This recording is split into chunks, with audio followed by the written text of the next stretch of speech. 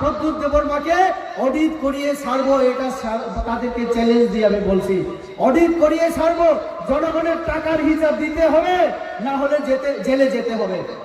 Audit করানো হয় না, অডিট করানো এটা একটা সাংবিধানিক বিধান।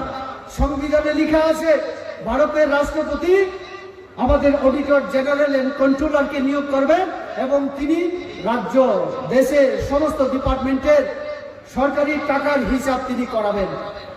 উনার দপ্তর আমাদের গভর্নরকে চিঠি লিখেছিলেন যে ত্রিপুরা রাজ্যে এডিসিতে মথার সরকার অডিট করায় না, আর্থিক শৃঙ্খলা নেই, তারপরও তারা এখানে করাচ্ছে না। আমরা বিজেপির তরফ থেকে, জনজাতি মোর্চার তরফ থেকে আমরা ডেপুটেশন দিয়েছিলাম জোনাল সাব জোনাল চার্জশিট দাখিল করে, কিন্তু আজও সেই অডিট তারা করায়নি।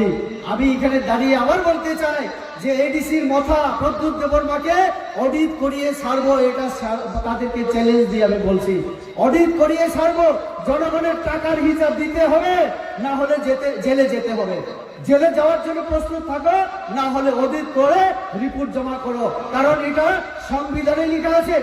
তুমি প্রদ্যুৎ বাবু তুমি তো বলো যে রেবতী ত্রিপুরা সংবিধান সম্পর্কে কোনো জ্ঞান নাই তার। আমি না হয় সংবিধান জানি না, কিন্তু তুমি তো প্রদ্যুৎ, তুমি তো রাজা, তুমি তো সংবিধান জানো, তুমি তো পড়াশোনা শিক্ষিত, তো তাহলে এটা তোমার খেয়াল রাখা দরকার। প্রত্যেক দিন তুমি বলো কনস্টিটিউশনাল সলিউশন সংবিধানের মাধ্যমে সমাধান করবে, তাহলে সংবিধানে যেটা লেখা আছে তুমি সেটা কেন করো না? অডিট করাতে হবে, নইলে জেলে যেতে হবে। তিনি